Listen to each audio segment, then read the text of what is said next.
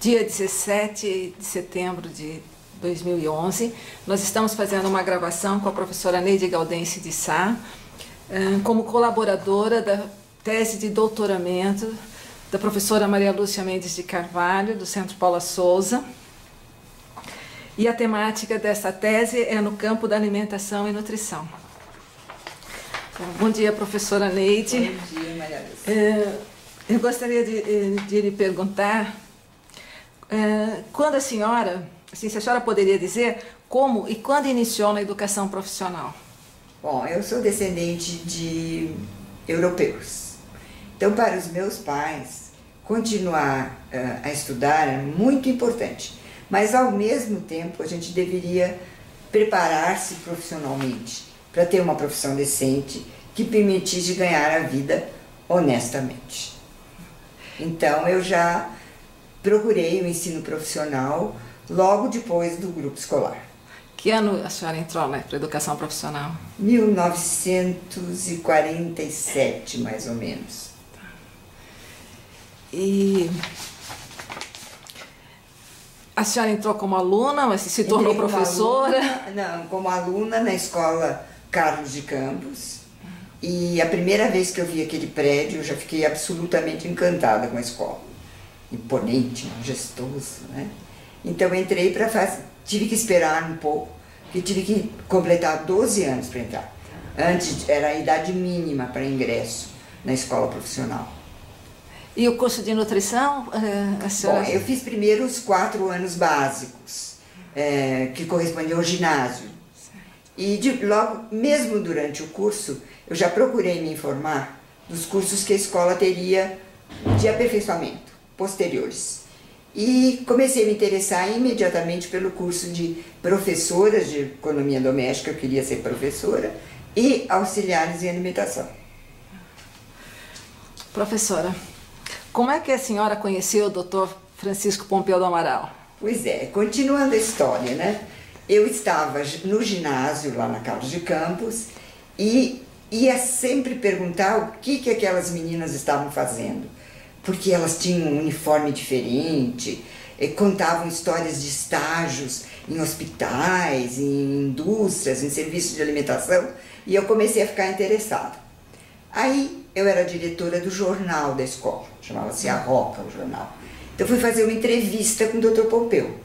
Bom, o entusiasmo dele me levou diretamente a querer fazer o curso de auxiliares em alimentação.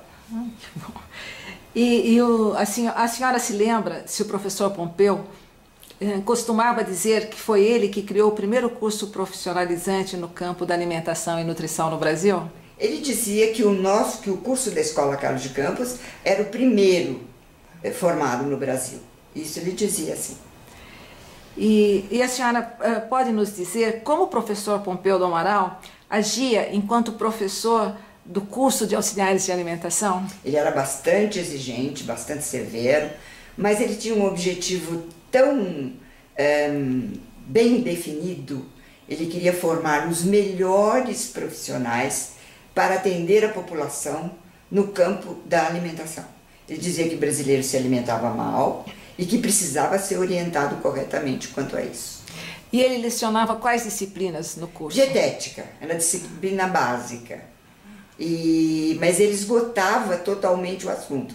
Para nós, alunos, ficava bastante difícil, o nível era bastante elevado, mas as professoras que o auxiliavam nos ajudavam bastante. E enquanto coordenador do curso de auxiliares de alimentação, né, trabalhando com as professoras, como era essa sistemática? Bom, a gente tinha que, quando eu já estava como professora, a partir de 1952, no segundo semestre, ele me indicou para uma das disciplinas que era justamente a de pesquisa sobre alimentação. E eu sei quanto o Dr. Pompeu era exigente, ele queria tudo muito certinho, muito bem feito, sempre, cobrava bastante. Mas em compensação, era um orientador fabuloso, foi o melhor professor que eu tive. E nessa disciplina de pesquisas, Como era o trabalho, professora? Que você Havia, desde 1940, desde a formação do curso, coletavam-se fichas de inquérito sobre a situação social dos alunos, sobre a situação alimentar, principalmente. E essas fichas foram sendo guardadas porque não havia uma pessoa para fazer esses levantamentos. Quando eu entrei para dar aula e fiquei encarregada dessa disciplina, eu fiz esse levantamento todo.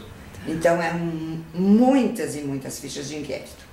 E aí nós fomos levantando ano a ano, de 41 até o ano que eu entrei, 52. E daí em diante sempre se continuou essa pesquisa. Todo aluno que entrava, fosse na escola, no curso industrial básico, ele tinha que responder ao inquérito, que eram feitos pelas próprias alunas do curso, nessa disciplina. Professora, quando foram criados os refeitórios nas escolas profissionais?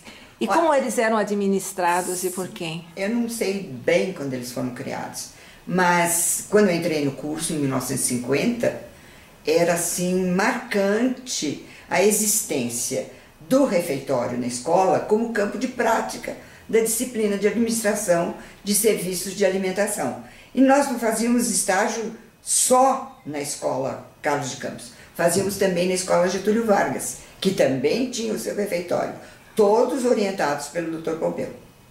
E a alimentação era somente, assim, era para os alunos da escola ou pessoas de fora também Não, para os professores, para os funcionários, mas somente pessoas de dentro da escola.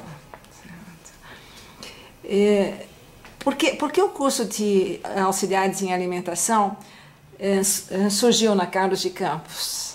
Bom, ele surgiu na Carlos de Campos porque o Dr. Pompeu do Amaral, que era médico-chefe do Departamento do Ensino Profissional, sempre achou que havia necessidade de que o Brasil tivesse profissionais habilitados na área de alimentação e nutrição.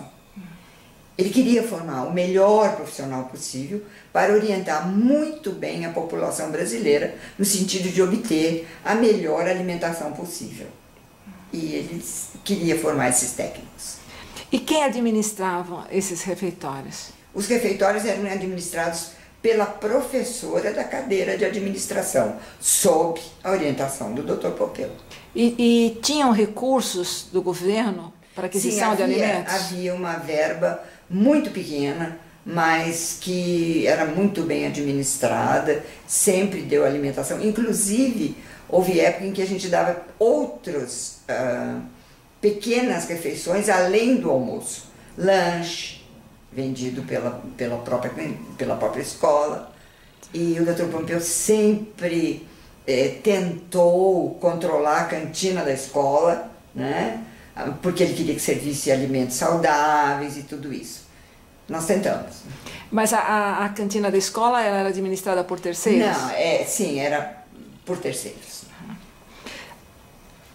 E por que o curso de auxiliares de alimentação deixou de ser oferecido na Carlos de Campos no início da década de 50? O curso era duplo, vamos dizer assim. Era de formação de professoras de educação doméstica e auxiliares em alimentação. À medida que nutrição foi ganhando espaço, não havia mais possibilidade que essa formação dupla para as alunas. Era coisa demais. Então, houve a separação em 2 cursos distintos. E daí ele foi para onde, quando ele saiu da Carlos de Campos? Primeiro, ele mudou de nome. Recebeu o nome de Curso de Formação de Dietistas. E o curso de professoras de educação doméstica ficou na Carlos de Campos e nós fomos para uma casa alugada na Rua Rego Freitas. Ali, então, somente funcionava o curso de formação de dietistas, sob orientação agora direta do Dr. Pompeu do Amaral. E esse curso, ele ficou por um período lá. E quando foi que a equipe de dietistas retornou com o curso para esta escola? E por que aconteceu isso? Bom, o Dr. Pompeu foi afastado da direção do curso e essa casa era alugada, teve que ser devolvida, então nós voltamos para Carlos de Campos já sem o Dr. Pompeu. Mas seguíamos todas as determinações, toda a orientação dele, que ele nos havia deixado. E a senhora se lembra por que motivo ele deixou a coordenação desse curso? Não sei, porque eu tenho a impressão de que o Dr. Pompeu exigia muita coisa para o curso, incomodava um pouco. Então, nós estávamos numa situação difícil, porque quando a gente pedia qualquer verba, qualquer recurso, ou a gente era da escola Carlos de Campos, mas nessa hora não era. O departamento também não dava. Então, nós ficávamos numa situação muito difícil mesmo. A senhora teve contato com o professor Pompeu do Amaral a partir de 1958, quando ele deixou a coordenação do curso? Sim, ele continuou no departamento e sempre muito interessado no curso, mas não formalmente, né? Certo. E houve alteração no currículo do curso de auxiliares de alimentação durante o período que o professor Pompeu do Amaral foi coordenador do curso? Sim, eu já disse que de auxiliares em alimentação. Como o curso foi desdobrado, separado do outro, houve uma mudança curricular. Depois houve uma outra mudança, quando esse curso foi enquadrado no ensino técnico. Que a senhora acabou já respondendo a pergunta que eu iria fazer, que quando ele retornou para Carlos de Campos, houve alteração no currículo, né? No momento em que houve uma grande reformulação no ensino profissional e o curso de auxiliares, de dietistas agora, né? Primeiro auxiliares de alimentação, depois de dietistas e agora então em curso técnico de nutrição e dietética. Agora então também houve uma grande alteração curricular e passou de 2 anos para 3, depois para 4 anos. Certo.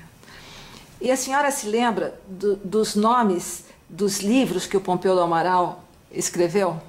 Tinha muitos livros, ele vivia escrevendo, né? O primeiro que eu lembro era o Como Engorde, não faria sucesso hoje, não. E ele escreveu Leite, Problema Nacional, a Alimentação em São Paulo, no período de 1941 a 1951, eu acho que é o título, e muitos outros. Eu não me lembro, não me recordo dos nomes. A senhora se lembra dos prêmios que o Pompeu do Amaral recebeu? E em que ano eles foram? Em 1954, esse trabalho de inquéritos sobre alimentação em São Paulo ganhou o Prêmio Nacional de Alimentação, que era distribuído pelo SAPS. E eu também fui contemplada que era colaboradora. Então, acho que 3 ou 4 professoras da escola também colaboradoras. E ele ganhou o Prêmio Academia Nacional de Medicina, acho que várias vezes. Certo. E a senhora se lembra das reportagens que o professor Pompeu do Amaral escrevia para os jornais? E alguma delas foi marcante? O Dr. Pompeu escrevia sempre.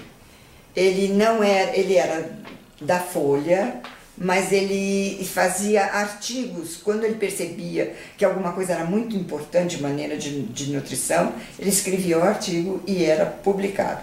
Mas quando nós ficamos na Rego Freitas, entre 51, mais ou menos, 52, acho que foi, né? Até 54 a 58, acho. Foi um período áureo, porque nós sempre estávamos na mídia. Toda hora o Dr. Pompeu era procurado para dar entrevista, para tudo isso. E nós, nessa época, justamente, havia muito esforço pela introdução do soja na alimentação brasileira. E muitas vezes foram feitas entrevistas lá na escola, eu me lembro. O Dr. Pompeu do Amaral, ele até oferecia almoços para as autoridades na Carlos de Campos. Pelo menos temos fotografias mostrando o Adhemar de Barros com a diretora Laia participando de almoço. Nós temos inclusive no Centro de Memória da Carlos de Campos aparelhos de jantares, louças, né? E então se percebe que, assim, até por reportagens de jornais, que ele assim, escreveu um pouco sobre a importância da soja, mas depois quando foram tentar trocar o leite de origem animal na merenda escolar pelo leite de soja totalmente, ele foi opositor, embora considerando que tivesse algumas vantagens a soja, mas não a substituição direta desta maneira. O doutor Pompeu dizia assim, o soja é um excelente feijão, portanto não pode ser substituto de leite, ovo, queijo. Ele é um feijão, muito bom feijão, tem suas qualidades, mas é um feijão. Então, nesse momento da soja que estava efervescendo no final da década de 50, né, início de 60, será que essa posição do Pompeu com relação à soja, inclusive nessa questão de substituição do leite de origem animal por esse vegetal na alimentação, teve alguma coisa a ver com a saída dele da coordenação do curso? Olha, eu não posso dizer isso com certeza, mas como ele era muito polêmico e tudo isso, a gente notava, não é, que havia um certo mal-estar com as autoridades. Agora, mas ele era uma pessoa brilhante, porque os prêmios que ele recebeu foram próximos desse período, né? E a partir dele, né? Estudioso, uma pessoa realmente dedicada, tentando resolver o problema da alimentação e sempre na defesa de uma alimentação barata e correta para a população brasileira, sempre. Professora, eu queria lhe fazer uma última pergunta, que é com relação ao processo de capacitação de docentes para ministrarem o curso de auxiliares de alimentação. Nesse período que estava na Rego Freitas, como era esse curso de divulgação de alimentos? Qual era a relação desse curso com o currículo dos auxiliares de alimentação? A escolha de professores sempre foi feita pelo Dr. Pompeu mesmo. Já eram professores da rede, geralmente professores de educação doméstica, e que revelavam muito interesse pela área de nutrição. E aí eram convidados pelo Dr. Pompeu para vir para o curso. Quer dizer, ele não era responsável pela nomeação desses professores, mas na escolha, né? E o curso de divulgação para donas de casa era uma parte prática de uma disciplina onde se ensinava técnicas de ensino. Então a professora, se não me engano, chamava-se divulgação de conhecimentos sobre alimentação correta. Vocês hão de convir. Numa disciplina desse tipo, dada para os alunos, tinha que haver uma parte prática. Então essa parte prática qual era? Criava-se um cursinho para donas de casa. Então a mesma coisa que se fazia com o refeitório, que era campo de prática dos alunos na cadeira de administração de serviços de alimentação. É isso. E na Rego Freitas, ele atendia a comunidade de São Paulo para participar do curso? Não só na Rego Freitas, mesmo na Carlos de Campos. O curso de divulgação de conhecimentos para donas de casa era para donas de casa. Então, geralmente, o pessoal do bairro, o pessoal ao redor, mas vinha gente de longe também. Porque no livro do Arnaldo Laurindo, ele cita cursos avulsos de divulgação de alimentação, também nas escolas do interior. Todas. Também esses cursos tinham a coordenação do Pompeu? Os professores de lá vinham participar dos cursos em São Paulo para receberem capacitação? Sim, eles recebiam orientação, recebiam toda a programação, o que deveria ser ensinado, inclusive o caderno de receitas, né? E depois eles acrescentavam alguma coisa, lógico, que de acordo com a sua região. Mas muitas vezes, inclusive, nós fomos até o interior para a solenidade de entrega de certificados. Bom, professora Neide Gaudêncio, eu queria agradecer muito a sua participação nessa entrevista que a senhora está assim, participando, e a sua participação nessa tese de doutorado, porque ela é de grande relevância para nós, inclusive em função até do seu trabalho como nutricionista, das obras que a senhora também, né, do seu livro, que tem uma importância fundamental até hoje e muito citado por todos aqueles que trabalham no campo da alimentação e nutrição. Essa entrevista ela vai ser transcrita e depois nós esperamos contar com a sua colaboração na transcriação para que esse documento vá para a tese de doutorado, onde nós vamos estar abordando o trabalho do Peu do Amaral, que eu acho que é uma pessoa pública que nós de São Paulo nos orgulhamos muito, né, pelo trabalho e pela obra que ele deixou, né, e que nós temos que continuar, né. E também da sua equipe de dietistas, do qual a senhora fez parte ativamente, né? Muito obrigada. Eu que agradeço.